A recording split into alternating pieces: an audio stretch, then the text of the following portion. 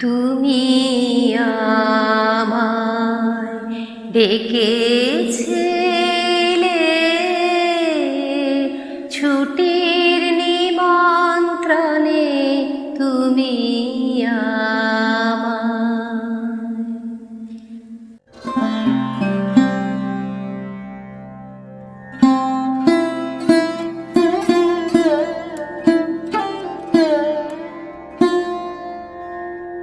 নমস্কার বন্ধুরা, গল্পে কথায় বন্ধি চ্যানেলে গানে গল্পে কথায় আবারও তোমাদের স্বাগত।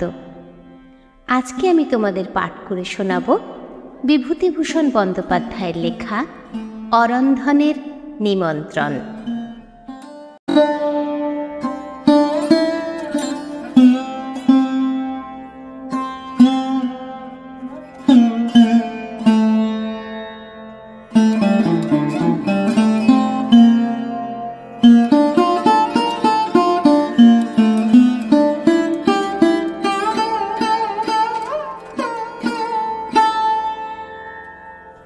এক একজন লোকের স্বভাব বড় খারাপ।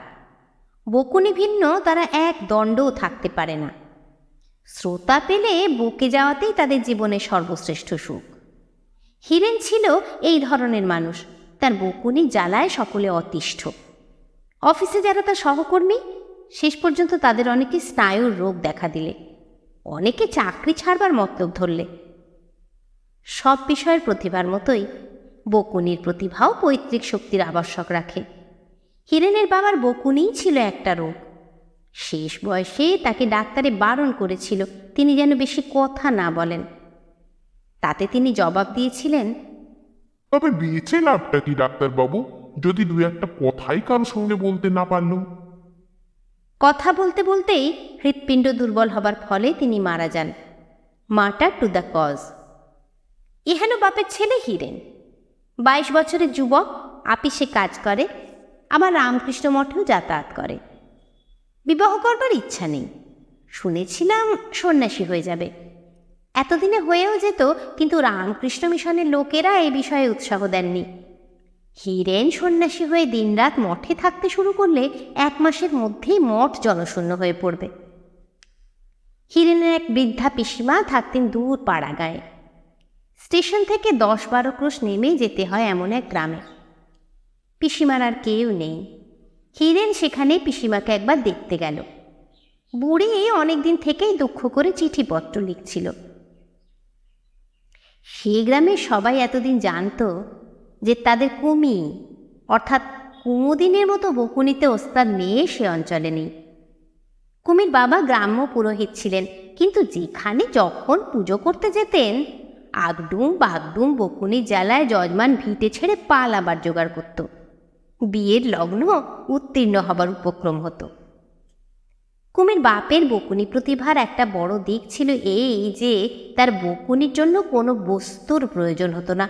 যত তুচ্ছ বিষয়ে হোক না কেন, তিনি তাই অবলম্বন করে বিশাল বকুনির ইমারত গড়ে তুলতে পারতেন। মনে যথেষ্ট উৎসাহ ও শক্তি এবং সঙ্গে সঙ্গে অসাধারণ বলবার ও ছবি গড়বার ক্ষমতা না থাকলে মানুষে এমন বকতে পারে না বা শ্রোতাদের মনোযোগ ধরে রাখতে পারে না। তার মৃত্যুর সময়ে গ্রামের সকলেই দুঃখ করে বলেছিল, আজ থেকে গা নিঝুম হয়ে গেল। 2-1 বলেছিল, এবার আমসত্ত্ব সাবধানে রোদ্রে দিও, মুকুজ্জে মশাই মারা গিয়েছেন, কাকচিলের উৎপাত বাড়বে। অর্থাৎ তাঁদের মতে গায়ে এতদিন কাকচিল বসতে পারত না মুকুজ্জে মশাইয়ের বকুনির চোটে। নিন্দুক লোক কোন জায়গায় নেই। কিন্তু হায়, নিন্দুকে সে আশা পূর্ণ হয়নি, বা মুকুজ্জে মশাইয়ের হিতাকাঙ্ক্ষীদের দুঃখ করবারও কারণ ঘটেনি।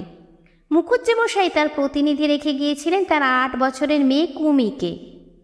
পিতার দুর্লভ বাক প্রতিভার অধিকারিণী হয়েছিল সে মেয়ে। এমনকি তার বয়স হওয়ার সঙ্গে সঙ্গে অনেকেই সন্দেহ করলেন যে মেয়ে তার বাপকে ছাড়িয়ে না যায়। সেই কুমির বয়স এখন 13-14। সুশ্রী উজ্জ্বল শ্যামবর্ণ, কোকড়া কোকড়া একরাশ চুল মাথায়, বড় বড় চোখ, মিষ্টি গলার সুর, একহারা গড়ন, কথায় কথায় খিলখিল হাসি, মুখে বকুনির খই ফুটছে দিন রাত। শুভক্ষণে দুজনের দেখা হলো। হিরেন সকালবেলায় পিসিমার ঘরের দাওয়ায় বসে প্রাণায়াম অভ্যাস করবার চেষ্টা করছে। এমন সময় পিসিমা আপন মনে বললেন, দুধ কি আজ দিয়ে যাবে না? বেলা যে তেতপ্পর হলো, ছেলেটা যে না খেয়ে শুকিয়ে বসে আছে, একটু চা করে দেবো, তার দুধ নেই। আগে জানলে রাত্রের বাসি দুধ রেখে দিতাম যে। রাতের বাসি দুধ রোজ রাখো কি না? বলতে বলতে একটি কিশোরী এক ঘটি দুধ হাতে বাড়ির পেয়ারা গাছটার তলায় এসে দাঁড়ালো। পিসিমা বললেন, দুধের গটিটা রান্নাঘর থেকে বের করে নিয়ে আয় দেখি, এখানে দুধটা ঢেলে দে। কিশোরী চঞ্চল লঘু পদে রান্নাঘরের মধ্যে ঢুকলো এবং দুধ ঢেলে যথাস্থানে রেখে এসে আমতলায় দাঁড়িয়ে হাসি মুখে বললে, শোনো ও পিসি, কাল কি হয়েছে জানো? পিসিমা বললেন, কি? এই কথার উত্তরে আমতলায় দাঁড়িয়ে মেয়েটি হাত পা নেড়ে একটা গল্প জুড়ে দিলে। কাল দুপুরে নাপিত বাড়ির ছাগল ঢুকে নাপিত বউ কাঁথা পেতেছিল, সে কাঁথা চিবিয়ে খেয়েছে। এইমাত্র ঘটনাংশ গল্পের, কিন্তু কি সে বলবার ভঙ্গি, কি সে কৌতুকপূর্ণ কলহাসির উচ্ছ্বাস, কি সে হাত পা নাড়ার ভঙ্গি! পিসিমার চায়ের জল গরম হলো, চা ভিজানো হলো, হালুয়া তৈরি হলো, পেয়ালায় ঢালা হলো, তবু সে গল্পের বিরাম নেই। পিসিমা বললেন, ও কুমিমা, একটু ক্ষান্ত দাও, সকালবেলা আমার অনেক কাজকর্ম আছে। তোমার গল্প শুনতে গেলে সারা দুপুরটি যাবে। এই চাটা আর খাবারটুকু তোর এক দাদা ওই বড় ঘরের দাওয়ায় বসে আছে, দিয়াই দিকে। কুমি বিস্ময় সুরে বললি, কে পিসি? তুই চিনিস নে, আমার বড় জ্যাঠতুতো ভাইয়ের ছেলে, কাল রাত্রিরে এসেছে। তবে চা তৈরি করবার আর তাড়া দিচ্ছি কেন এত? তুই কি কারোর কথা শুনতে পাস? নিজের কথা নিয়েই বিয়ে হাত দি। কুমি সলাজ মুখে চা ও খাবার দাওয়ার ধারে রেখে চলে যাচ্ছিল, কিন্তু হিরেন তাকে অত সহজে যেতে দিতে প্রস্তুত নয়। সে কুমির নাপিত বাড়িতে ছাগলের কাঁথা জীবনের গল্প শুনেছে এবং মুগ্ধ, বিস্মিত, পুলকিত হয়েছে ওইটুকু মেয়ের ক্ষমতায়। সে বললে, খুকি, তোমার নাম কি? কুমুদিনী। হিরেন বললে, এই গাঁয়ে বাড়ি বুঝি তোমার? ও পাড়ায়? তা ছাগলের কথা কি বলছিলে? বেশ বলতে পারো। কুমি লজ্জায় ছুটে পালালো, কিন্তু কুমুদিনীকে আবার কি কাজে আসতে হলো। হিরেনের সঙ্গে একটু একটু করে পরিচয়ও হয়ে গেল। দুজনে দুজনের গুণের পরিচয় পেয়ে মুগ্ধ। দুজনেই ভাবে এমন শ্রোতা কখনো দেখেনি। 3 দিন পরে দেখা গেল পিসিমার দাওয়ার সামনে উঠোনে দাঁড়িয়ে কুমি এবং দাওয়ার খুঁটি হেলান দিয়ে বসে আছে হিরেন। ঘণ্টাখানেক ধরে পরস্পরের কথা শুনছে। হিরেন অনর্গল বকে যাচ্ছে, কুমি শুনছে, আর কুমি যখন অনর্গল বকছে তখন হিরেন মন দিয়ে শুনছে। সেবার 5-6 দিন পিসিমার বাড়ি থেকে হিরেন চলে এলো। কুমি যাবার সময় দেখা করলে না বলে হিরেন খুব দুঃখিত হলো। কিন্তু হিরেন চলে যাবার পরে কুমি 2-3 দিন মন মরা হয়ে রইল, মুখে হাসি নেই, কথা নেই। বুড়ি পিসিমার প্রতি হিরেনের টানটা যেন হঠাৎ বড় বেড়ে উঠল।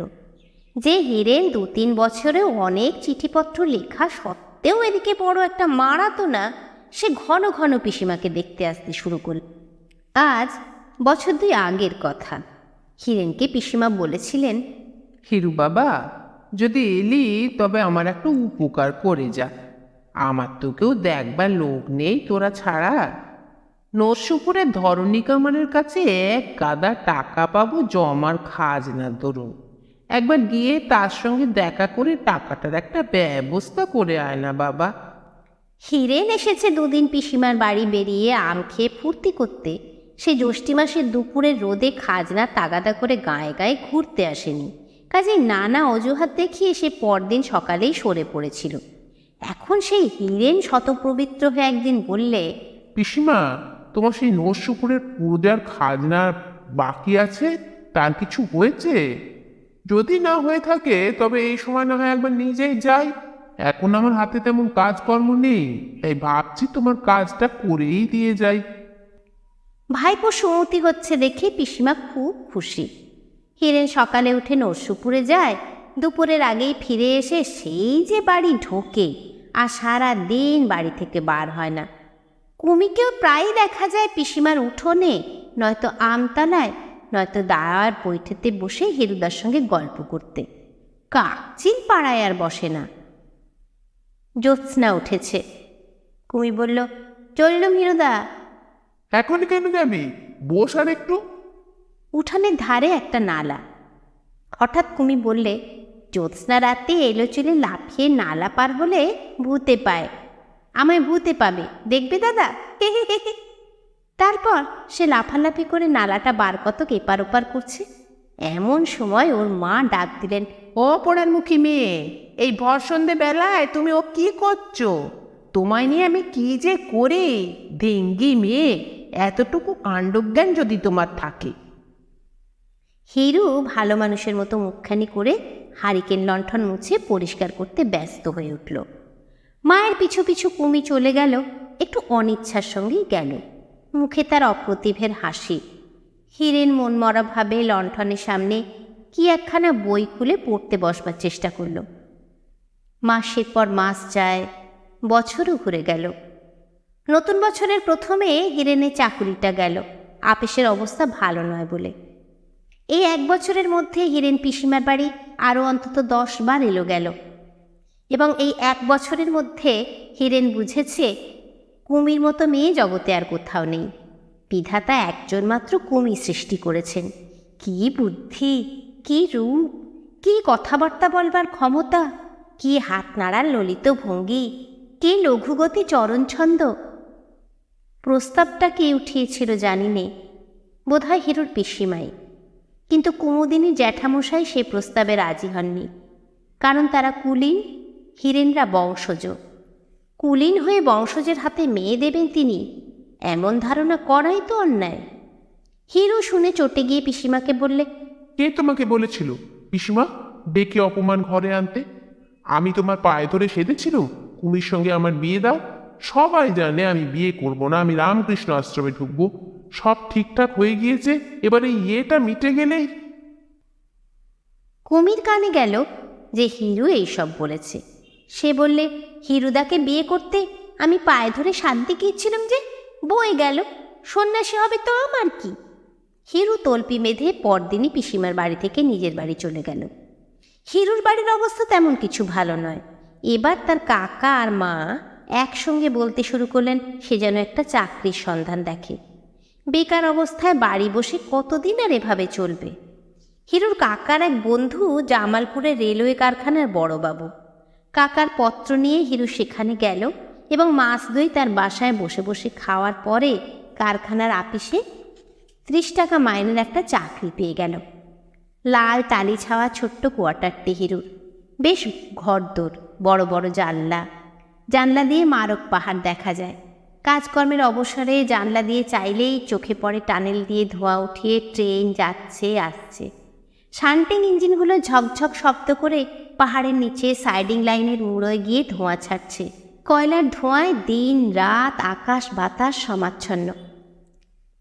একদিন রবিবার ছুটির ফাঁকে সে আর তার কাকার বন্ধু, সেই বড়বাবুর ছেলে মণি, মারক পাহাড়ের ধারে বেড়াতে গেল। মণি ছেলেটি বেশ, পাটনা ইউনিভার্সিটি থেকে বিএসসি দিয়েছে এবার। তার বাবার ইচ্ছে কাশী হিন্দু ইউনিভার্সিটিতে তাকে ইঞ্জিনিয়ারিং পড়ানো, কিন্তু মনির তা ইচ্ছে নয়। সে কলকাতার সায়েন্স কলেজে অধ্যাপক রমনের কাছে ফিজিক্স পড়তে চায়। এই নিয়ে বাবার সঙ্গে মতান্তর চলছে। হিরু জানতো এসব কথা। বৈকাল বেলাটি জামালপুর টাউনের আওয়াজ ও ধোঁয়ার হাত থেকে অব্যাহতি পাওয়ার জন্যে ওরা দক্ষিণ দিকে পাহাড়ের ওপর দিয়ে অনেকটা চলে গিয়েছে। নীল অতসী ও বনতুলসীর জঙ্গল হয়ে আছে পাহাড়ের মাথায়। সেই জায়গাটায় ঘন ছায়া নেমে আসছে পূর্ব দিকে শৈলসানুতে। একটি বন্যলতায় হলদে ক্যামেলিয়া ফুলের মতো ফুল ফুটেছে। খুব নিচে কুলি মেয়েরা পাহাড়তলির লম্বা লম্বা ঘাস কেটে আঁটি বাঁধছে। পূব দিকে দৃষ্টি যায় সমতল মাঠ, ভুট্টার ক্ষেত, খোলার বস্তি। কেবল দক্ষিণে পূব পশ্চিমে টানা পাহাড় শ্রেণী ও শালবন থই থই করছে, আর সকলের ওপর উপুর হয়ে পড়েছে নিকট থেকে দূরে সুদূরে প্রসারিত মেঘমুক্ত সুনীল আকাশ। একটা মহুয়া গাছের তলায় বসে মনি বাড়ি থেকে আনা স্যান্ডউইচ, ডিম সেদ্ধ, রুটি এবং জামালপুর বাজার থেকে কেনা জিলিপি একখানা খবরের কাগজের ওপর সাজানো। থার্মোফ্লাস্ক খুলে চা বার করে একটা কলাই করা পেয়ালায় ঢেলে বললে, এসো হিরুদা। দেখলে হিরু অন্যমনস্কভাবে মহুয়া গাছের গড়িটা ঠেস দিয়ে সামনের দিকে চেয়ে বসে আছে। খাবে এসো। কি হলো তোমার হিরুদা? হিরু নিরুৎসাহভাবে খেতে লাগলো। সারা বৈকালটি যতক্ষণ পাহাড়ের উপর ছিল কেমন যেন অন্যমনস্ক, উদাস, কি যেন একটা ভাবছে। মনি ভাবলে পাহাড়ে বেড়ানোটাই মাটি হয়ে গেল হিরুদার জন্যে। পাহাড় থেকে নামবার পথে হিরুদা হঠাৎ বললে, মনি, একটি মেয়েকে বিয়ে করবে ভাই? মনি হো হো করে হেসে উঠে বললে, কি ব্যাপার বলো তো হিরুদা, তোমার আজ হয়েছে কি? কিছু হয়নি, বলো না মনি। একটি গরিবের মেয়েকে বিয়ে করে দায় থেকে উদ্ধার করো না। তোমার মতো ছেলের কি তোমার কোনো আপনার লোক? তোমার নিজের বোন নাকি? বোন না হলেও বোনের মতোই। বেশ দেখতে মেয়েটি, সুশ্রী, বুদ্ধিমতী। আমার কথায় তো কিছু হবে না। তুমি বাবাকে কি মাকে বলো। একই তো লেখাপড়া নিয়েই বাবাকে চটিয়ে রেখেছি, আবার বিয়ে নিয়ে চটালে বাড়ি থেকে বেরিয়ে যেতে হবে। বাবার মেজাজ বোঝো তো। রাত্রে নিজের ছোট্ট বাসাটিতে হিরু কথাটা আবার ভাবলে। আজ পাহাড়ে উঠেই তার সব কেমন গোলমাল হয়ে গিয়েছিল। কুমির কথা তাহলে তো সে মোটেই ভোলেনি। নীল আকাশ, নির্জনতা, ফুটন্ত বন্য ক্যামেলিয়া ফুল, বন তুলসীর গন্ধ সব শুদ্ধ মিলে একটা বেদনার মতো তার মনে এনে দিয়েছে কুমির হাসি ভরা ডাগর চোখ দুটি স্মৃতি, তার হাত নাড়ার ললিত ভঙ্গি আর অনর্গল বকুনি। সে তো সন্ন্যাসী হয়ে যাবে রামকৃষ্ণ আশ্রমে, সবাই জানে। মিথ্যেই পিসিমা কুমির বাবাকে বিয়ের কথা গিয়েছিলেন বলতে। কিন্তু কুমিকে জীবনে সুখী করে দিয়ে যেতে হবে, এ তার একটা কর্তব্য। সাহসে ভর করে মনির বাপের কাছে সে প্রস্তাবটা করলে। হিরুকে মনির বাপ মা স্নেহ করতেন। তারা বললেন মেয়ে যদি ভালো হয় তাদের কোনো আপত্তি নেই। তারা চাকরির উপলক্ষে পশ্চিমে থাকেন। এ অবস্থায় শহরের মেয়ের সন্ধান পাওয়াও কঠিন বটে। যখন সন্ধান পাওয়া গিয়েছে ভালো মেয়ের, আর মনের বিয়ে যখন দিতেই হবে, তখন মেয়েটিকে দেখে আসতে দোষ কি? কুমির জ্যাঠাকে আগেই চিঠি লেখা হয়েছিল, কিন্তু তারা সমস্ত জিনিসটাকে অবিশ্বাস করে উড়িয়ে দিয়েছিলেন। কত বড় লোকের ছেলেকে জামাই করার মতো দুরাশা তাদের নেই। হিরুর যেমন কাণ্ড। কিন্তু হিরু পুজোর ছুটিতে সত্যিই মনের এক জ্যাঠতুতো দাদাকে মেয়ে দেখতে নিয়ে এলো। কুমি এসে হিরুর পায়ের ধুলো নিয়ে নমস্কার করলে। হিরু বললে, ভালো আছিস কুমি? এতদিন কোথায় ছিলে হিরুদা? চাকরি করছি রে, পশ্চিমে জামালপুরে। 7-8 মাস পরে তো দেশে ফিরছি। ও কাকে সঙ্গে করে এনেছো? হিরু কেশে গলা পরিষ্কার করে বললে, ও আমার এক বন্ধুর দাদা। তা এখানে এসেছি কেন? এসেছে গিয়ে এমনি বেড়াতে এসেছেই ধরো, তবে তোমার আর ঢোক গিলতে হবে না, আমি সব জানি। কেন ওসব চেষ্টা করছো হিরুদা? হিরু বললে, যাও, অমন করে না। ছি, চুল টুল বেঁধে দিতে বলো গিয়ে। ওরা খুব ভালো লোক আর বড় লোক। জামালপুরে ওদের কি খাতির। আমি অনেক কষ্টে ওদের এখানে এনেছি। বড় ভালো হবে এ বিয়ে যদি ভগবানের ইচ্ছে হয়। অনেক কষ্টে কুমিকে রাজি করিয়ে তার চুল বাঁধা হলো, মেয়ে দেখানো হলো। দেখানোর সময় মেয়ের অজস্র গুণ ব্যাখ্যা করে গেল হিরু। কুমি কিন্তু পাঞ্জাব প্রদেশ কোন দিকে বলতে পারলেন না। তাজমহলকে তৈরি করেছিল সে সম্বন্ধেও দেখা গেল সে সম্পূর্ণ অজ্ঞ। হাতে লেখা বেঁকে গেল। গান গাইতে জানে না বললে, যদিও সে ভালোই গাইতে জানে এবং তার গলার সুরও বেশ ভালো। সঙ্গীর ভদ্রলোকটি মেয়ে দেখা শেষ করেই ফিরতি নৌকোতে রেল স্টেশনে চলে গেলেন। রাত্রের ট্রেনেই তিনি খুলনায় তার শ্বশুরবাড়ি যাবেন। যাবার সময় বলে গেলেন মতামত চিঠিতে জানাবেন। হিরু তাকে নৌকোতে তুলে দিয়ে ফিরে এসে কুমিকে বললে, কি করে বললে গান গাইতে জানো না? ছি, এ কি ছেলে মানুষই। ওরা শহরের মানুষ, গান শুনলে খুব খুশি হয়ে যেত। এমনি তো ঘরের কোণে খুব গান বেরোয় গলায়, আর এর বেলা। কুমি রাগ করে বললে, ঘরের কোণে গান গাইব না তো কি আসরে বসে গাইতে হবে? পারবো না যাত্রার সামনে গান গাইতে। হিরিও রেগে বললে, তবে থাকো চিরকাল আইবুড়ি থিঙ্গি হয়ে, আমার কি। কুমির বাড়ির ওপাড়ার সবাই এজন্য কুমিকে ভৎসনা করলে। গাও না গাও, গান গাইতে জানি এ কথা বলার দোষ ছিল কি? ছি, কাজটা ভালো হয়নি। বলা বাহুল্য, ভদ্রলোকের কাছ থেকে কোনো পত্র এলো না এবং হিরু পুজোর ছুটি আনতে জামালপুরে গিয়ে শুনলে মেয়ে তাঁদের পছন্দ হয়নি। মাস 5-6 কেটে গেল। কি অদ্ভুত 5-6 মাস! কাজ করতে করতে জানলা দিয়ে যখনই উকি দিয়ে বাইরের দিকে চায়, তখনই সে অন্যমনস্ক হয়ে পড়ে। কুমিকে কতবার জানলার বাইরে দাঁড়িয়ে থাকতে দেখেছে। হাত পা নেড়ে উচ্ছ্বসিত কণ্ঠে হেসে গড়িয়ে পড়ে কুমি গল্প করেছে। নিম ফুলের গন্ধ ভরা কত অলস চৈত্র দুপুরের স্মৃতিতে মধুর হয়ে উঠেছে বর্তমান কর্মব্যস্ত দিনগুলি। ইতিমধ্যে এক ছোকরা ডাক্তারের সঙ্গে তার খুব আলাপ হয়ে গেল। নতুন এমবি পাশ করে জামালপুরে প্র্যাকটিস করতে এসেছে। বেশ সুন্দর চেহারা, বাড়ির অবস্থাও খুব ভালো। তার জ্যাঠামশাই এখানে বড় চাকরি করেন। কথায় কথায় হিরু জানতে পারল ছোকরা এখনো বিয়ে করেনি এবং কুমিদের পাল্টি ঘর। অনেক বুঝিয়ে সে তার জ্যাঠামশাইকে মেয়ে দেখতে রাজি করালে। মেয়ে দেখাও হলো, কিন্তু শেষ পর্যন্ত কিছু হলো না। তাদের কুটুম্ব পছন্দ হয়নি শোনা গেল। একে তো অজ পাড়াগা, দ্বিতীয়ত তারা ভেবেছিলেন পাড়াগায় জমিদার কিংবা অবস্থাপন্ন ঘরের মেয়ে, এমন গরিব ঘরের মেয়ে তাদের চলবে না। মাস 3 পরে হিরু আর এক বিয়ের সম্বন্ধ নিয়ে গিয়ে পিসিমার বাড়ি হাজির হলো। কুমিদের বাড়ির সবাই বললে হিরু বড় ভালো ছেলে, কুমির জন্য চেষ্টা করছে প্রাণপণে, কিন্তু অত বড় বড় সম্বন্ধ এনেও ভুল করছে। ওসব কি জোটে আমাদের কপালে? মেয়ে পছন্দ হলেই বা অত টাকা দিতে পারবো কোথা থেকে? কুমির সঙ্গে খিড়কি দোরের কাছেই হিরুর দেখা। কুমি বললে, হিরুদা, তুমি কেন এসব পাগলামি করছো বলো তো? আমি বিয়ে করব না, তোমার দুটি পায়ে পড়ি, তুমি এসব বন্ধ করো। হিরু বললে, ছি, লক্ষ্মী দিদি অমন করে না। এবার যে জায়গায় ঠিক করছি তারা খুব ভালো লোক, এবার নিঘাত লেগে যাবে।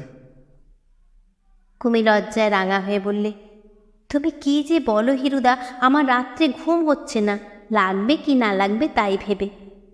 মিছিমিছি আমার জন্যে তোমাকে লোকে যা তা বলে তা জানো? তুমি ক্ষান্ত দাও, তোমার পায়ে পড়ি হিরুদা। হিরু এসব কথা কানে তুললে না। পাত্রপক্ষের লোক নিয়ে এসে হাজির করলে, কিন্তু কুমি কিছুতেই এবার তাদের সামনে আসতে রাজি হলো না। সে দস্তুর মতো বেঁকে বসল। হিরু বাড়ির মধ্যে গিয়ে বললে, পিসিমা, আপনারা দেরি করছেন কেন? কুমির মা বললেন, এসে বোঝাও না বাবা মেয়েকে, আমরা তো হার মেনে গেলাম। ও চুলে চিরুনি ছোঁয়াতে দেবে না, উঠবেও না, বিছানায় পড়েই রয়েছে। কুমি ঘর থেকে বললে, পড়ে থাকবো না তো কি, বারে বারে সংসার সাজতে পারবো না, আমি কারো খাতিরেই নয়। হিরুদাকে বলো না সংসার যে বেরুক ওদের সামনে। হিরু ঘরের মধ্যে ঢুকে কড়া সুরে বললে, কুমি, ওঠ, কথা শোন, যা চুল বাঁধতে যা। আমি যাব না। যাবি রে? চুলের মুঠি ধরে টেনে নিয়ে যাব। ওঠ, দিন দিন ইয়ে হচ্ছেন না, ওঠ বলছি। কুমি দ্বিরুক্তি না করে বিছানা ছেড়ে দালানে চুল বাঁধতে গেল। সাজানো গোছানোও বাদ গেল না, মেয়ে দেখানোও হলো, কিন্তু ফল সমানই দাঁড়ালো। অর্থাৎ পাত্রপক্ষ বাড়ি গিয়ে চিঠি দেব বলে গেলেন। জামালপুরে কাজে এসে যোগ দিলে হিরু, কিন্তু সে যেন সর্বদাই অন্যমনস্ক। কুমির জন্য এত চেষ্টা করেও কিছু দাঁড়ালো না শেষ পর্যন্ত। কি করা যায়? এদিকে কুমিদের বাড়িতেও তার পসার নষ্ট হয়েছে। তার আনা সম্বন্ধের ওপর সবাই আস্থা হারিয়েছে। হারাবারই কথা, একবার সেখানেও কথা তোলবার মুখ নেই তার। অত বড় বড় সম্বন্ধ নিয়ে যাওয়াই বোধহয় ভুল হয়েছে। কুমির ভালো ঘর জুটিয়ে দেবার ব্যাকুল আগ্রহে সে ভুলে গিয়েছিল যে বড়তে ছোটতে কখনো খাপ খায় না। লজ্জায় সে পিসিমার বাড়ি যাওয়া ছেড়ে দিল। বছর 2-3 কেটে গেল। হিরু চাকুরিতে খুব উন্নতি করে ফেলেছে তার সুন্দর চরিত্রের গুণে। চিফ ইঞ্জিনিয়ারের আপিসে বদলি হলো 150 টাকায় মাস থেকে। হিরু আর সে হিরু নেই, এমনি হয়, এতে আশ্চর্য হবার কিছু নেই। প্রতিদিন, প্রতি মাস, প্রতি বৎসর তিলে তিলে মানুষের দেহের ও মনের পরিবর্তন হচ্ছে। অবশেষে পরিবর্তন এমন গুরুতর হয়ে ওঠে যে বহুকাল পরে আবার সাক্ষাৎ হলে আগের মানুষটিকে আর চেনাই যায় না। হিরু ধীরে ধীরে বদলেছে। অল্প অল্প করে সে কুমিকে ভুলেছে। রামকৃষ্ণ আশ্রমে যাবার বাসনাও নেই তার বর্তমানে। এর মূলে একটা কারণ আছে, সেটা এখানে বলি। জামালপুরে একজন বয়লার ইন্সপেক্টর ছিলেন, তার বাড়ি হুগলি জেলায়। রুড়কির পাস ইঞ্জিনিয়ার, বেশ মোটা মাইনে পেতেন। কিন্তু অদৃষ্টের দোষে তার 6টি মেয়ের বিয়ে দিতে তাকে সর্বস্বান্ত হতে হয়েছে। এখনও একটি মেয়ে বাকি। হিরুর সঙ্গে সেই পরিবারের বেশ ঘনিষ্ঠতা জন্মেছিল। সুরমা হিরুর সামনে বার হয়, তাকে দাদা বলে ডাকে, কখনো কখনো নিজের আঁকা ছবি দেখায়, গল্প করে, গান শোনায়। একদিন হঠাৎ হিরুর মনে হলো সুরমার মুখখানা কি সুন্দর, আর চোখ দুটি। পরেই ভাবল, ছি, এসব কি ভাবছি, ও ভাবতে নেই। আর একদিন অমনি হঠাৎ মনে হলো কুমির চেয়ে সুরমা দেখতে ভালো, কি গায়ের রং সুরমার। তখনই নিজের এই চিন্তায় ভীত ও সংকুচিত হয়ে পড়ল। কিন্তু জীবনকে প্রত্যাখ্যান করা অত সহজ হলে আজ গেরুয়াধারী স্বামীজিদের ভিড়ে পৃথিবীটা ভর্তি হয়ে যেত। হিরুর বয়স কম, মন এখনো মরেনি। শুষ্ক শীর্ণ এক অতীত মনোভাবের কঙ্কালের সঙ্গে নিজেকে বেঁধে রাখতে তার নবীন ও সতেজ মন ঘোর আপত্তি জানালে। কুমির সঙ্গে যা কিছু ছিল সে অমল তরু শুকিয়ে শীর্ণ হয়ে গিয়েছে, আলো বাতাস ও পৃথিবীর স্পর্শ না পেয়ে। সুরমাকে বিয়ে করার কিছুদিন পরে সুরমার বাবা বয়লার ফাটার দুর্ঘটনায় মারা গেলেন। রেল কোম্পানি হিরুর শাশুড়িকে মোটা টাকা দিলে এই জন্যে। প্রভিডেন্ট ফান্ডের টাকাও যা পাওয়া গেল তাতে মেয়ের বিয়ের দেনা শোধ করেও হাতে 6-7 হাজার টাকা রইল। সুরমার মা ও একটি নাবালক ভাইয়ের দেখাশোনার ভার পড়েছিল হিরুর ওপর, কাজেই টাকাটা সব এসে পড়ল হিরুর হাতে। হিরু সে টাকায় কয়লার ব্যবসা আরম্ভ করলে। চাকরি প্রথমে ছাড়েনি, কিন্তু শেষে রেল কারখানার কয়লার কন্ট্রাক্ট নিয়ে একবার বেশ মোটা কিছু লাভ করে চাকরি ছেড়ে দিয়ে ব্যবসাতে ভালোভাবেই নামল। সুরমাকে বিয়ে করার 4 বছরের মধ্যে হিরু একজন বড় কন্ট্রাক্টর হয়ে পড়ল। শাশুড়ির টাকা বাদ দিয়েও নিজের লাভের অংশ থেকে সে তখন 30-40 হাজার টাকা কারবারে ঢেলেছে। সময়ের পরিবর্তনের সঙ্গে হিরুর চালচলনও বদলে গেছে। রেলের কোয়ার্টার ছেড়ে দিয়ে মুঙ্গেরে গঙ্গার ধারে বড় বাড়ি ভাড়া নিয়ে সেখানেই সকলকে রেখেছে। রেলও জামালপুরে যাতায়াত করে রোজ। মোটর এখনো করেনি, তবে বলতে শুরু করেছে মোটর না রাখলে আর চলে না। ব্যবসা রাখতে গেলে ওটা নিতান্তই দরকার, বাবুগিরির জন্যে নয়। হঠাৎ এই সময় দেশ থেকে পিসিমা চিঠি এলো, তিনি আর বেশি দিন বাঁচবেন না। বহুকাল হিরুকে দেখেননি তিনি। তার বড় ইচ্ছে মুঙ্গেরে হিরুর কাছে কিছুদিন থাকে, দুবেলা গঙ্গা স্নান করেন। সুরমা বলে, আসতে যখন চাইছেন নিয়ে এসো গে, আমিও তাকে কখনো দেখিনি, আমরা ছাড়া তার আছেই বাকে। বুড়ো হয়েছেন, যে কদিন বাঁচেন এখানেই গঙ্গা তীরে থাকুন। বাসায় আর এমন কেউ ছিল না যাকে পাঠানো যায় পিসিমাকে আনতে, কাজেই হিরুই দেশে রওনা হলো। ভাদ্র মাস। দেশ এবার ভেসে গিয়েছে অতিবৃষ্টিতে। কোদলা নদীতে নৌকোয় করে আসবার সময় দেখলে জল উঠে দুপাশের আউস্থানের ক্ষেত ডুবিয়ে দিয়েছে। গোয়ালবাসীর বেলে এত জল বেড়েছে যে নৌকোর বুড়ো মাঝি বললে সে তার জ্ঞানই কখনো এমন দেখেনি। গোয়ালবাসী ও চিত্রাঙ্গপুর গ্রাম দুখানা প্রায় ডুবে আছে। অথচ এখন আকাশে মেঘ নেই। শরতের সুনীল আকাশের নিচে রৌদ্রভরা মাঠ। জল বাড়বার দরুন নৌকো চলল মাঠের মধ্যে দিয়ে, বড় বাবলা বনের পাশ কাটিয়ে। ঘন সবুজ দীর্ঘ লতানে বেত ছোপ কড়কড় করে নৌকার ছইয়ের গায়ে লাগছে। মাঠের মাঝে বন্যা জলের মধ্যে জেঁকে আছে ছোট ছোট ঘাস, তাতে ঘন ঝোপ। পিসিমাদের গ্রামে নৌকো ভিড়তে দুপুর ঘুরে গেল।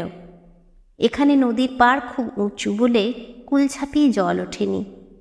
দুপারেই বন, একদিকে হ্রস্ব ছায়া পড়েছে জলে, অন্য পারে খররৌদ্র। এই বনের গন্ধ, নদী জলের ছলছল শব্দ, বাঁশবনে সোনার সরকির মতো নতুন বাঁশের কোড় বাঁশঝাড়ের মাথা ছাড়িয়ে উঠেছে। এই শরৎ দুপুরের ছায়া, এইসব অতি পরিচিত দৃশ্য একটিমাত্র মুখ মনে করিয়ে দেয়, অনেক দিন আগের মুখ। হয়তো একটু অস্পষ্ট হয়ে গিয়েছে, তবু সেই মুখ ছাড়া আর কোনো মুখ মনে আসে না। নদীর ঘাটে নেমে পথ চলতে চলতে সে মুখ ক্রমশ স্পষ্ট হয়ে উঠতে লাগলো মনের মধ্যে। এক ধরনের হাত নাড়ার ভঙ্গি, আর কি বকুনি, অজস্র বকুনি। জগতে আর কেউ তেমন কথা বলতে পারে না। অনেক দূরের কোনো অবাস্তব শূন্যে ঘুরছে সুরমা, তার আকর্ষণের বাইরে এ রাজ্য। এখানে গৃহাধিষ্ঠাত্রী দেবী আর একজন, তার একচ্ছত্র অধিকার এখানে। সুরমা কে? এখানকার বন, নদী, মাঠ, পাখি সুরমাকে চেনে না। হিরু নিজেই অবাক হয়ে গেল নিজের মনের ভাবে। পিসিমা যথারীতি কান্নাকাটি করলেন অনেকদিন পর ওকে দেখে। আরও বেশি বুড়ি হয়ে গেছেন, তবে এখনো অথর্ব হয়নি, বেশ চলতে ফিরতে পারেন। হিরুর জন্য ভাত চড়াতে যাচ্ছিলেন। হিরু বললে, তোমায় কষ্ট করতে হবে না পিসিমা, আমি চিড়ে খাবো, ওবেলা বড় রেঁধো। অনেকবার বলি বলি করেও কুমির কথাটা সে কিছুতেই পিসিমাকে জিজ্ঞাসা করতে পারলে না। একটু বিশ্রাম করে বেলা পড়লে সে হাটতলার মধু ডাক্তারের ডাক্তারখানায় গিয়ে বসল। মধু ডাক্তারের চুলদাড়িতে পাক ধরেছে। একটি ছেলে সম্প্রতি মারা গিয়েছে, সেই গল্প করতে লাগলো। গ্রামের বক্তব্যে সেই বুড়ো মৌলবী এখনও আছে, এখনও সেই রকম নিজের অঙ্কশাস্ত্রে পারদর্শিতার প্রসঙ্গে সাব ইন্সপেক্টর মহিমবাবুর গল্প করে। মহিমবাবু 30-35 বছর আগে এই অঞ্চলে স্কুল সাব ইন্সপেক্টরি করতেন। এখন বোধহয় মরে ভূত হয়ে গিয়েছেন, কিন্তু কোনোবার মক্তব্য পরিদর্শন করতে এসে নিজেই শুভঙ্করীর সারাকালের একটা অঙ্ক দিয়ে নিজেই কষে বুঝিয়ে দিতে পারেননি। সে গল্প আজও এদেশে প্রচলিত আছে। এই মৌলবীর মুখেই হিরু এই গল্প বহুবার শুনেছে। সন্ধে হবার পূর্বেই হিরু হাটতলা থেকে উঠল। মধু ডাক্তার বললে, বসে হে হিরু, সন্ধেটা জানি, তারপর 2-1 কাপ খেলা যাক। এখন না হয় বড়ই হয়েছ, পুরোনো দিনের কথা একেবারে ভুলে গেলে যে হে। হিরু পথশ্রমের অজুহাত দেখিয়ে উঠে পড়ল। তার শরীর ভালো নয়। পুরনো দিনের এই আবেষ্টনীর মধ্যে এসে পড়ে সে ভালো করেনি। কুমি এখানে আছে কি না এই কথাটা মধু ডাক্তারকেও সে জিজ্ঞেস করবে ভেবেছিল। ওদের একই পাড়ায় বাড়ি। কুমি মধু ডাক্তারকে কাকা বলে ডাকে। কুমিদের সম্বন্ধে মাত্র সে এইটুকু শুনেছিল যে কুমির জ্যাঠামশাই বছর 5 হলো মারা গিয়েছেন এবং জ্যাঠতুতো ভাইরা ওদের পৃথক করে দিয়েছে।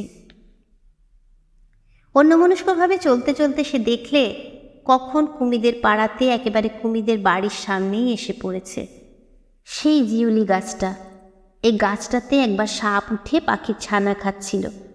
কুমি তাকে ছুটে গিয়ে খবর দিতে সে এসে সাপ তাড়িয়ে দেবার জন্য ঢিল ছোড়াছুড়ি করে।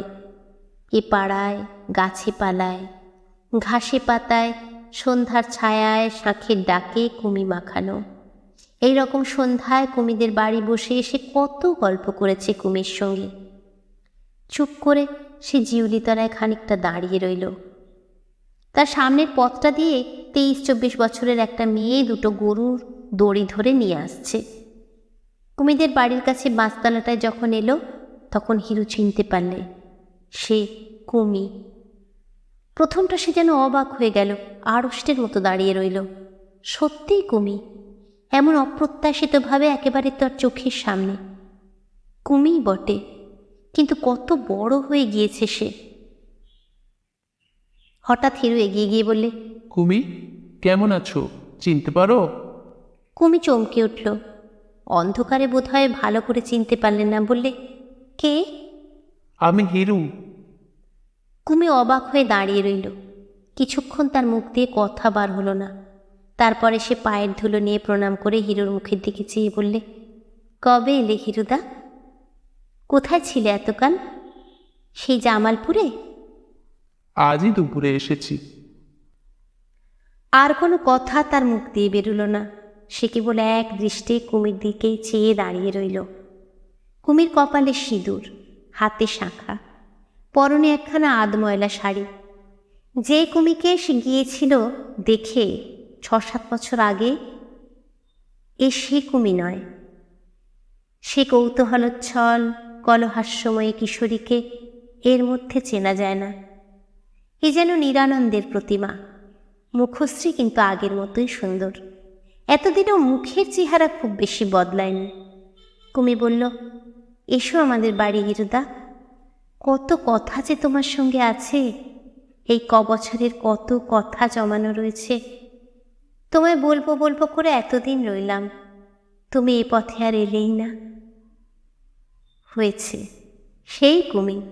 ওর মুখে হাসি সেই পুরনো দিনের মতোই আবার ফুটে উঠেছে।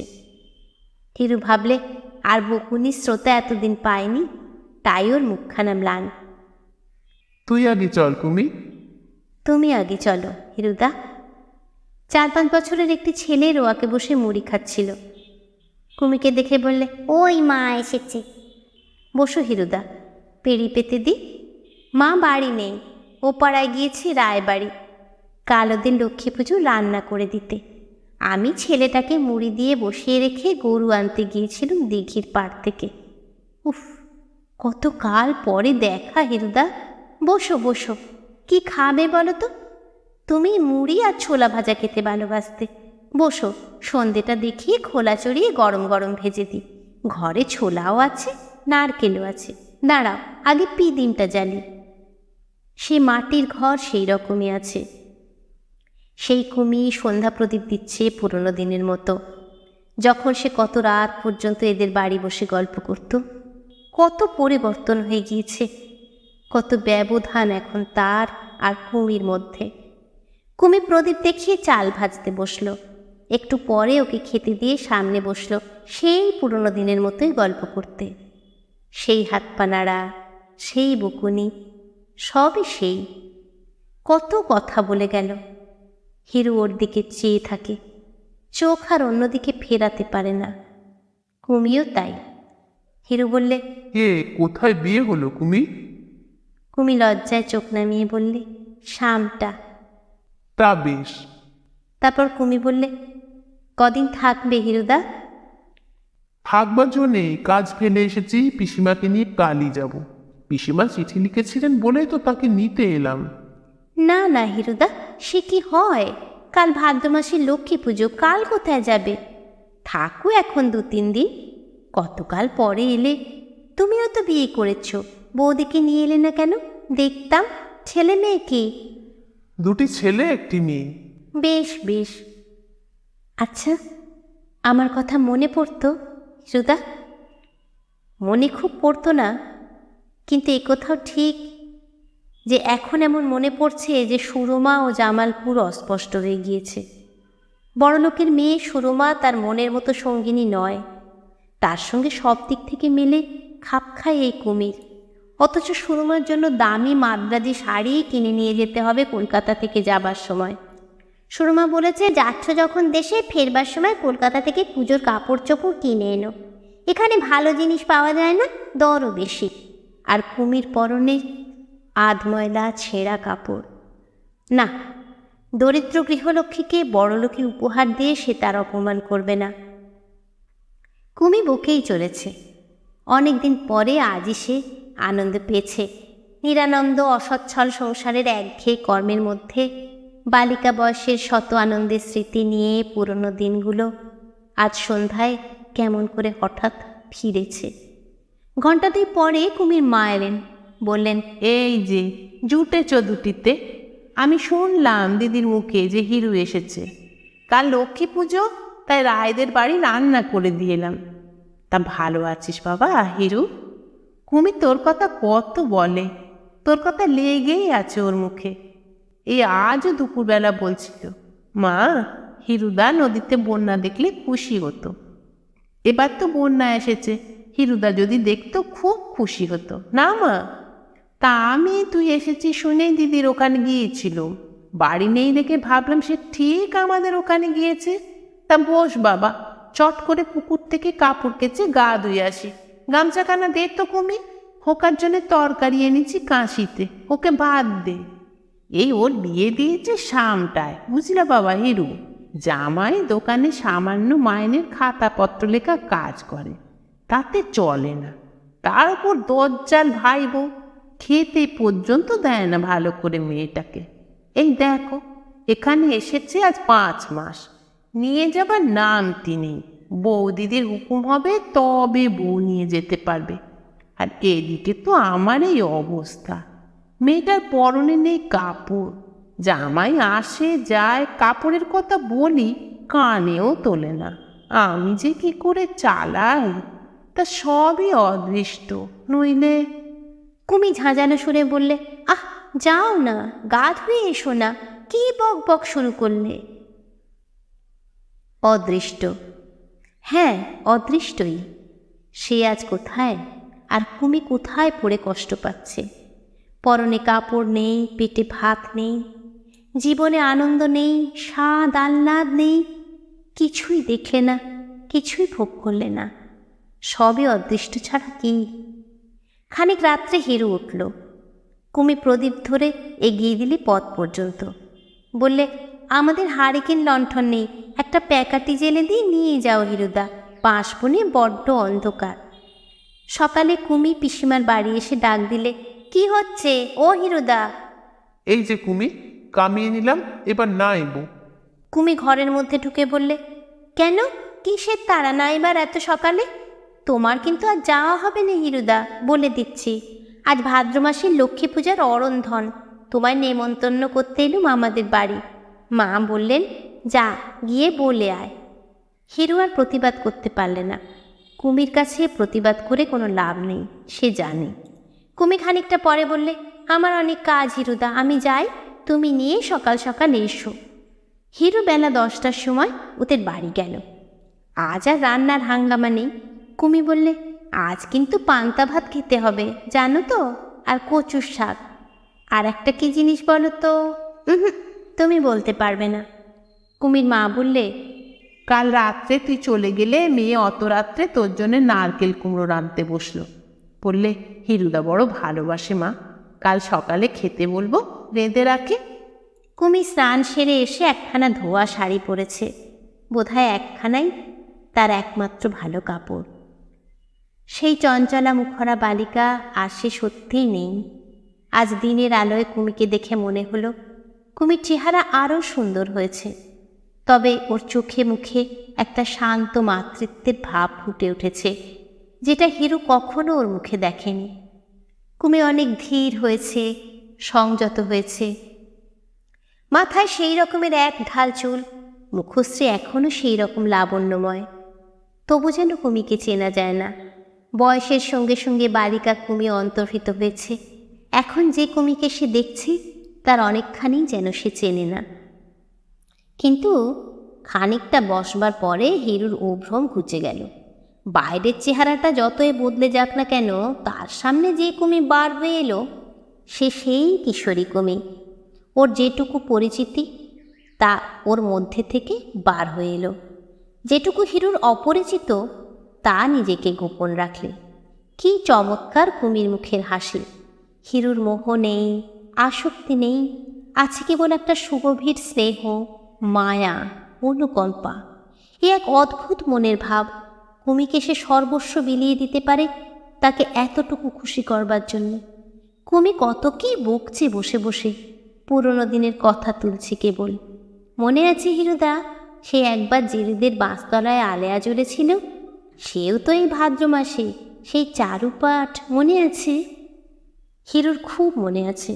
সবাই ভয়ে আড়ষ্ট, আলেয়া নাকি ভূত, যে দেখতে যায় তার অনিষ্ট হয়। হিরু সাহস করে এগিয়ে গিয়েছিল দেখতে, কুমিও পিছু পিছু গিয়েছিল।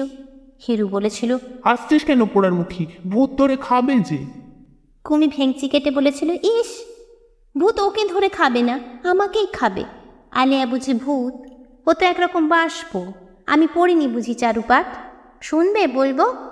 অনেকের বিশ্বাস আছে আলেয়া এক প্রকার ভূতজনী, বাস্তবে ইহা তা নয়। হিরু ধমক দিয়ে বলেছিল, রাখতো চারুপাঠ, আরম্ভ করে দিলেন এখন অন্ধকারের মধ্যে চারুপাঠ, বলে ভয়ে মরছি। পরক্ষণেই কুমি খিলখিল করে হেসে উঠে বলেছিল, কি বললে হিরুদা, ভয়ে মরছ? এত ভয় তোমার যদি এলে কেন? চারুপাঠ পড়লে ভয় থাকতো না। চারুপাঠ তো আর পড়নি। সেই সব পুরনো গল্প। আলেয়া, আলেয়াই বটে।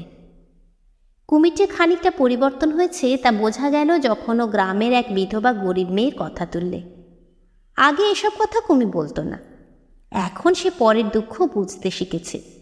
মুখুজ্জি বাড়ির বড় পুরিপাল্লার মধ্যে হর মুখুজ্জের এক বিধবা নাতনি, নিতান্ত বালিকা, কীরকম কষ্ট পাচ্ছে। পুকুর ঘাটে কুমির কাছে বসে নির্জনে মৃত স্বামীর রূপগুণের কত গল্প করে, এ কথা কুমি দরদ দিয়ে বলে গেল।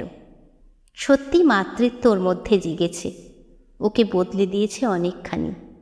হঠাৎ কুমি বললে, ওই দেখো হিরুদা, বকেই যাচ্ছি। তোমায় যে খেতে দেব সে কথা মনে নেই। তারপরে সে উঠে তাড়াতাড়ি হিরুকে ঠাঁই করে দিয়ে ভাত বেড়ে নিয়ে এলো।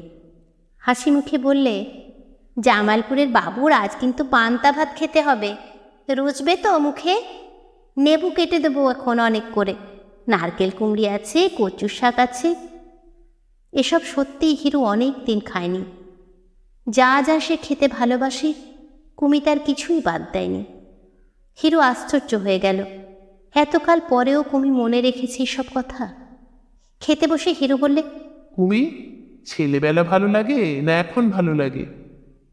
এই কথার কোনো উত্তর নেই হিরুদা। ছেলেবেলায় তোমরা সব ছিলে, সে এক দিন ছিল।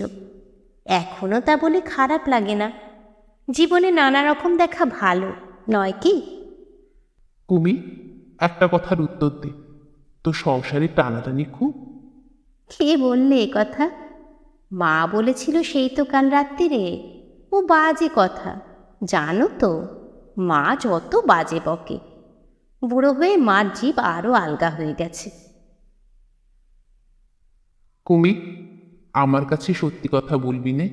ওই তুমিও পাগলামি শুরু করলে। নাও খেয়ে নাও, যত বাজে বকতে পারো। মা গো, দাঁড়াও পায়েসটা আনি। কচু শাক পড়ে রইল কেন অতখানি? না, সে হবে না।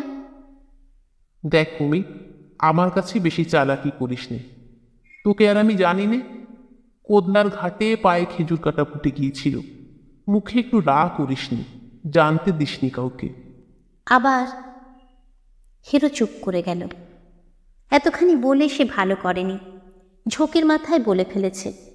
কুমি যা ঢাকতে চায় ও তা বার করে কুমির আত্মসম্মানে ঘা দিতে চায় কেন? ছি।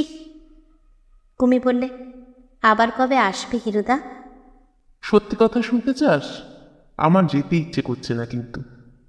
আবার বাজে বকতে শুরু করেছে হিরুদা। তোমার যা কিছু সব সামনে, চোখের আড়াল ভরে আর মনে থাকে না। আর ঘুরিয়ে ফিরিয়ে যত বাজে বকুনি। তুমি তো জানো না একটুও বাজে বকতে। আমি ইচ্ছে করলে থাকতে পারি না ভেবেছিস? হ্যাঁ, থাকো না দেখি কাজকর্ম বন্ধ করে। বৌদি এসে চুলের মুঠি ধরে নিয়ে যাবে। আচ্ছা সে যা, একটা কথার উত্তর তোকে দিতেই হবে। আমি যদি এখানে থাকি তুই খুশি হোস? উফ মা গো, মুখ বুঝে খেয়ে নাও দেখি, কি বাজেই বকতে পারো। হিরু দুঃখিতভাবে বললে, আবার এই কথাটারও উত্তর দিবি না কুমি? তুই এত বদলে গিয়েছিস, আমি ভাবতেই পারিনি। আচ্ছা বেশ। কুমি হেসে প্রায় লুটিয়ে পড়তে পড়তে বললে, তোমার কিন্তু একটু বদলায়নি হিরুদা। সেই রকম আচ্ছা বেশ বলা, সেই রকম কথায় কথায় রাগ করা। আচ্ছা কি বলবো বলো দেখি? তুমি জানো না ও কথা কি উত্তর আমি দিতে পারি? ভেবে দেখো তাহলে। আমি বদলাইনি, বদলে গিয়েছো তুমি হিরুদা। আচ্ছা কুমি, এতটা না বকে সামান্য দু কথা সাদা উত্তর একটা দে না কেন? বকুনি থেকে আমি তোর সঙ্গে পারবো? না, তা তুমি পারবে কেন? বকতে তুমি একটুও জানো না। হ্যাঁ, হই। মন থেকে বলছিস? আমার দাঁত ছেড়ে কাঁদতে ইচ্ছে করছে হিরুদা। এতটা বদলে গিয়েছো তুমি। যাও, আমি তোমার কোনো কথার আর উত্তর দেব না। তুমি না নিজের বুদ্ধির বড় অহংকার করতে। কুমি, রাগ করিস নে। অনেক কাজের মধ্যে আমার সূক্ষ্ম বুদ্ধিটা নষ্ট হয়ে গিয়েছে। যাক, বাঁচল কুমি। পায়েসটা খাও, তোমার পায়ে পড়ি। আর বকুনিটা কিছুক্ষণের জন্য ক্ষান্ত রাখো।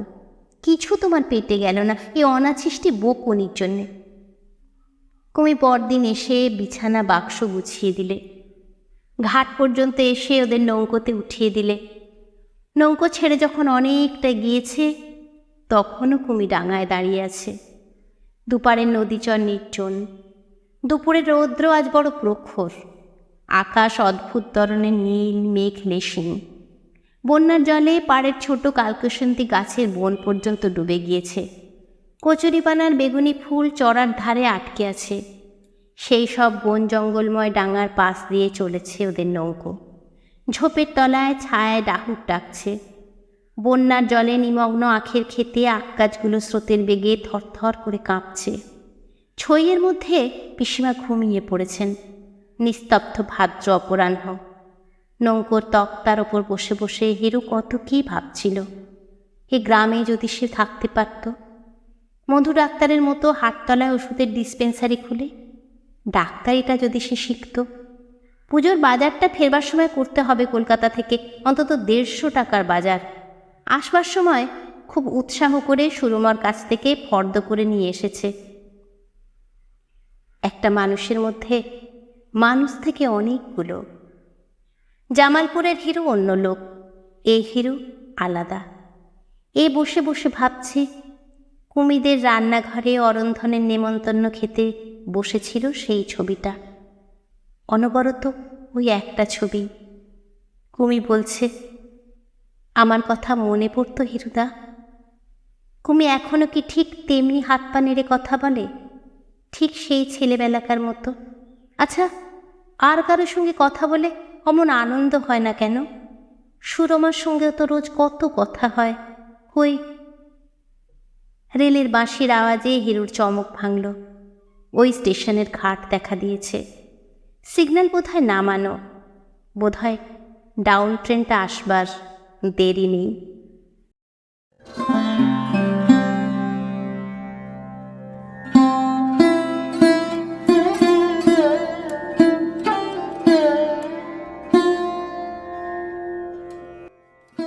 কুমি আর হিরু, ভালোবাসায় এক হয়ে যেতে চাওয়া দুটি মন মিলতে পারল না এই জীবনে, কিন্তু দুজনের মনেই দুজনের জন্য স্থায়ী ভালোবাসা থেকেই গেল। পবিত্র ভালোবাসার রূপ বুঝি এমনই হয়। কেমন লাগলো তোমাদের বন্ধুরা? যদি ভালো লেগে থাকে আমার এই পাঠ, তবে একটা লাইক করো, প্রিয়জনদের সঙ্গে শেয়ার করো। তোমরা যারা প্রথম থেকে আমার সাথে আছো, আমার পাশে আছো, তাদের আমার অনেক ধন্যবাদ আর অনেক ভালোবাসা। যারা প্রথম আজ আমার চ্যানেলে এলে, আমার পাঠ শুনলে, তারা আমার চ্যানেলটিকে সাবস্ক্রাইব করে আমার পাশে থেকো। আর তোমরা সবাই বেল বাটনটা প্রেস করে রেখো, যাতে আমার এই ধরনের আরও গল্প পাঠের নোটিফিকেশন তোমাদের কাছে পৌঁছে যায়। আর অনেকটা ভালোবাসা নিয়ে অপেক্ষা করো আমার পরের গল্পটার জন্য। তোমরা সবাই খুব ভালো থেকো।